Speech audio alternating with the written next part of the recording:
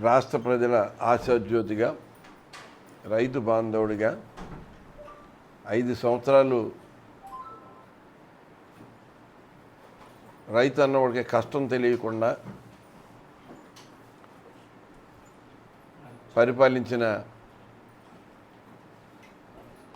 మాజీ ముఖ్యమంత్రి వైఎస్ఆర్ కాంగ్రెస్ పార్టీ అధ్యక్షులు శ్రీ వైఎస్ జగన్మోహన్ రెడ్డి గారు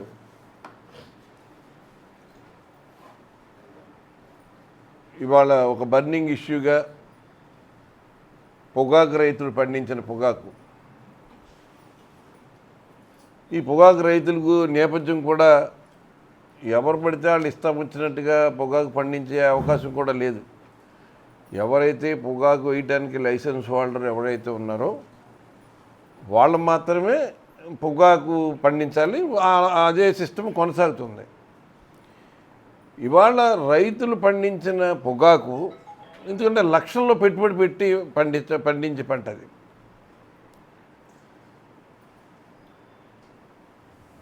గత 5 సంవత్సరాల్లో ఏనాడు పొగాకు పండించిన రైతుకి కష్టం కలగకుండా వాళ్ళు ఎంతో మరి హ్యాపీగానే సాగు చేసిన సందర్భం. ఇవాళ రాష్ట్రంలో వ్యవసాయానికి ఒక వ్యతిరేకిగా, వ్యవసాయం అంటే ఇష్టం లేని వ్యక్తిగా ఈ రాష్ట్ర ముఖ్యమంత్రి బాగా పేరు సంపాదించుకున్నాడు. ఇవాళే కాదు, గత 14 సంవత్సరాల నుంచి కూడా రైతు వ్యతిరేకిగా, వ్యవసాయం చేసి ఎవడు బాగుపడ్డాడు అన్న ఒక ధోరణి అన్నది ఈ రాష్ట్ర ప్రజలకి కాదు, దేశ ప్రజలందరూ కూడా తెలుసు. వ్యవసాయం ఎవడు చేయమన్నాడు అన్న నానుడి మనం కొత్తగా అప్పుడు మనం చెప్పేదేం కాదు. ఆ పరిస్థితి ఇవాళ రాష్ట్రం గత 2 సంవత్సరాల నుంచి రైతు ఏ పంట పండించినా రోడ్డు ఎక్కే పరిస్థితే.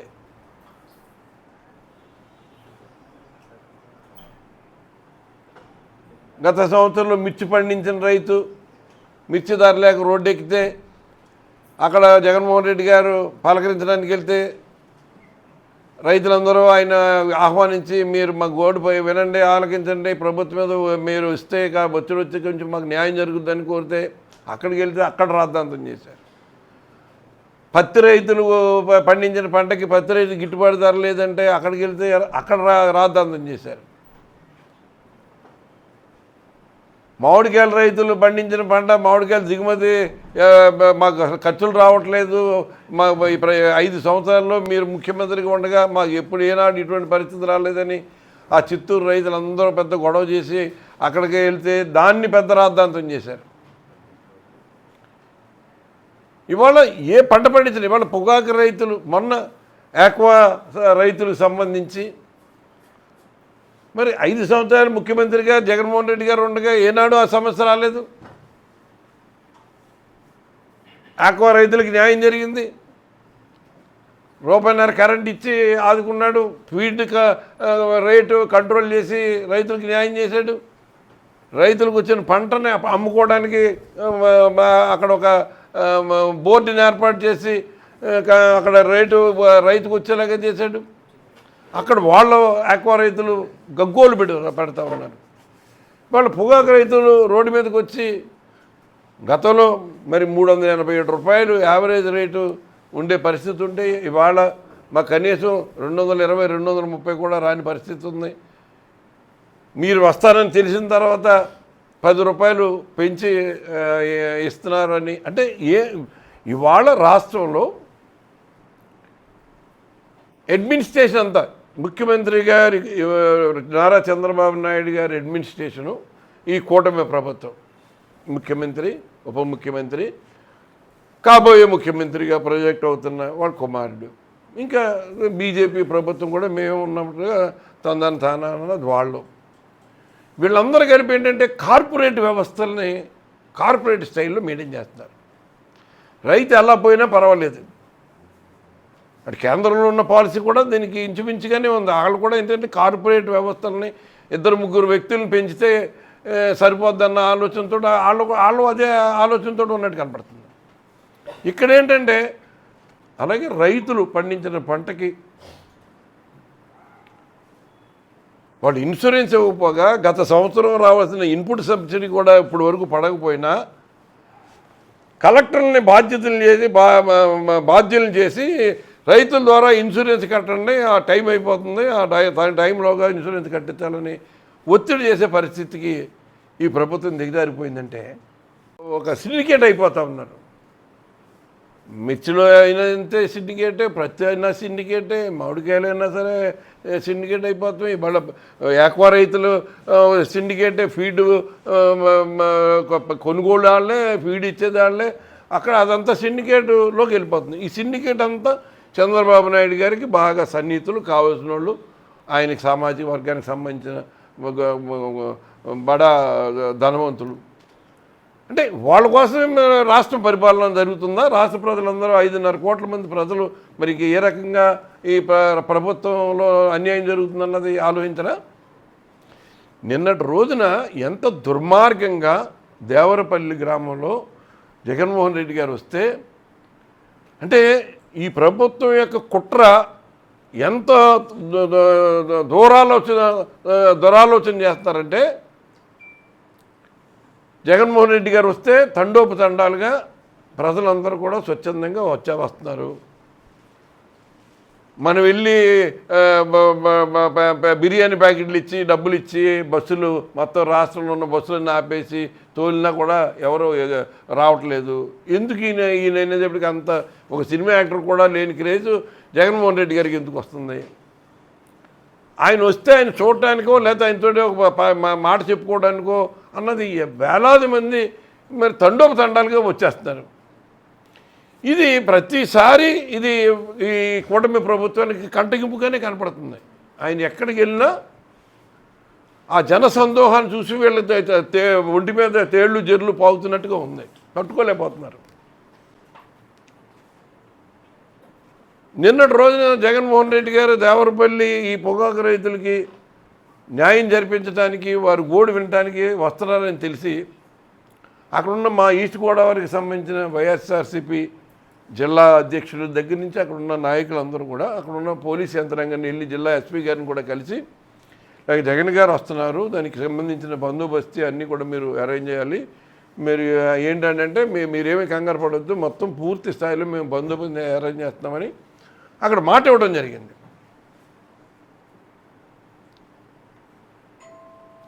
మరి అటువంటి పరిస్థితి వస్తే అక్కడ హెలిప్యాడ్ కూడా ఒక మరి ఎక్కడ మెయిన్ రోడ్కి ఆనుకుని హెలిప్యాడ్ ఇచ్చారు.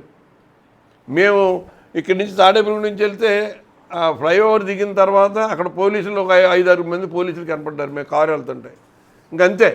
ఆ తర్వాత మరి 3 కిలోమీటర్లు పొడుగున జనసందోహం ఉన్నారు, ఎక్కడ పోలీసులు కనపడలేదు. హెలిప్యాడ్ దగ్గరికి వెళ్ళేటప్పటికి జగన్మోహన్ రెడ్డి గారికి సెక్యూరిటీకి సంబంధించిన వాళ్ళే ఉన్నారు తప్ప ఎక్కడో పోలీసులు 4-5 ఉన్నారు తప్ప మిగతా వాళ్ళు ఎవరు ఎక్కడా కనపడలేదు. ఇవాళ ఆయన వస్తుంటే కనీసం ఆయనకి రక్షణగా కూడా ఎవరో లేరు, కనీసం ఆయన సెక్యూరిటీ తప్ప ఎక్కడ ఒక పోలీస్ కనపడలేదు. జరిగిన సంఘటన చూసిన తర్వాత ఆ సంఘటనలో ఏం జరిగిందో కూడా చెప్తాను. అంటే ఇటీవల కాలంలో తమిళనాడులో కరూరులో అక్కడ కొత్తగా పార్టీ పెట్టిన టీవీకే ఒక సినిమా యాక్టరు, అతని మీద ఉన్న కేసు ఇంకోటో అక్కడ ఏదో మీటింగ్ పెడుతుంటే స్టాంపేడ్ జరిగింది, 22-23 మంది చనిపోయారు. దాని మీద కేసులని సిబిఐ కేసులో లేకపోతే ఇంకా మిగతా అన్నీ పెద్ద ఎత్తున జరిగింది, అన్నీ జరుగుతుంది. అంటే ఇక్కడ నిన్న ఈ ఇటీవల కాలంలో జగన్మోహన్ రెడ్డి గారు రాష్ట్ర పర్యటనలో రైతుల ఇష్యూ మీద, రైతులకి న్యాయం చేయాలన్న ఆలోచనతో ఆయన రోడ్డు మీదకి వస్తున్నప్పుడు వచ్చిన ప్రజాస్పందన చూసి, రైతుల్లో ఉన్న ఉత్సాహం చూసి, ఇది ఇలాగ జరుగుతూ ఉంటే మన మీద రోజు రోజుకి మన మీద అసంతృప్తి పెరిగిపోతూ ఉంది.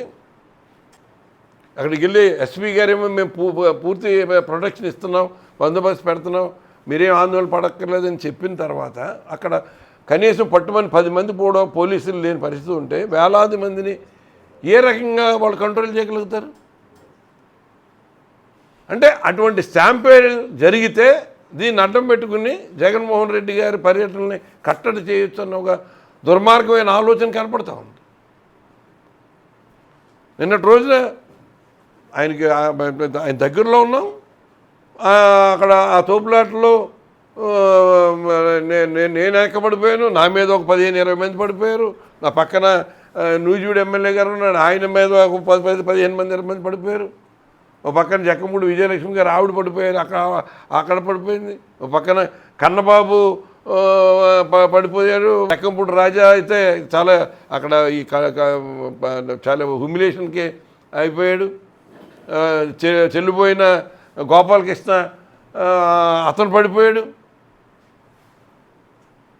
అంటే ఇటువంటి పరిస్థితిని తీసుకొచ్చి ఏదో దీనికి ఈ స్టాంపేడ్లో కొంతమంది ఏమైనా చచ్చిపోతే దీన్ని ఒక ఇష్యూ కింద చేసి జగన్ గారిని కట్టడి చేద్దామన్న ఒక దుర్మార్గమైన ఉందా అన్న భావన కలుగుతూ ఉంది.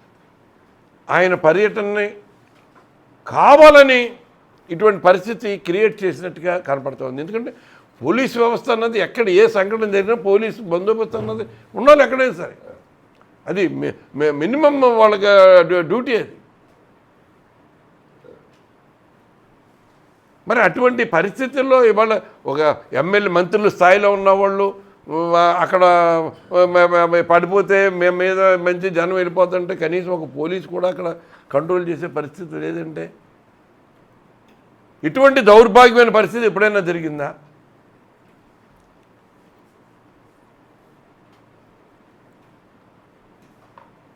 మరి గతంలో అనేక సందర్భాల్లో మరి చంద్రబాబు నాయుడు గారు మీటింగ్ పెట్టుకుంటే ప్రభుత్వం ఎప్పుడు అడ్డంకులు పెట్టలేదు, పోలీసు బందోబస్తు పెట్టింది.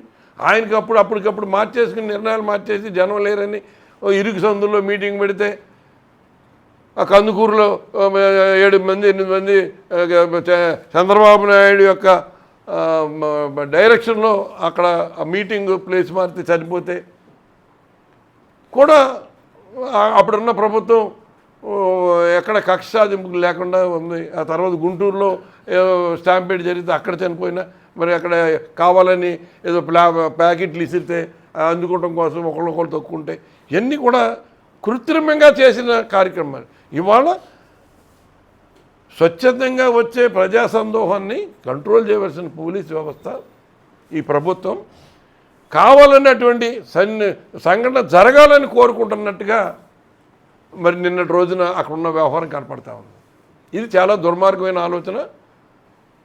ఇదే పరిస్థితుల్లో కనుక కూటమి నాయకులు మరి ముఖ్యమంత్రి ఉప ముఖ్యమంత్రి ఇంకా వారి కుమారుడు మరి ఎలాంటి ఆలోచన చేస్తే మాత్రం ప్రజలు చూస్తూనే ఉన్నారు. దీనికి తగిన మూల్యం చెల్లించుకునే పరిస్థితి వస్తుంది.